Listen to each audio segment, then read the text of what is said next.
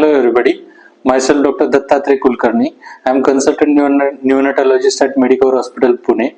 तर आज आपण माहिती घेऊयात मदर मिल्क स्टोरेज. तर पुष्कळ वेळेला मदर ह्या वर्किंग प्रोफेशनल असतात किंवा त्यांचं बाळ हे प्रीमॅच्युअर असतं. त्यावेळेला ह्या मदर मिल्कचं हँडलिंग कसं करायचं याबद्दल पुष्कळ डाऊट्स असतात. तर मदर मिल्क हे मॅन्युअली एक्सप्रेस करू शकतो अथवा पंप करून ते आपण एक्सप्रेस करू शकतो. जेव्हा हे मदर मिल्क आपण रूम टेम्परेचरवर ठेवतो तेव्हा ते 4 तासापर्यंत आपल्याला वापरता येईल.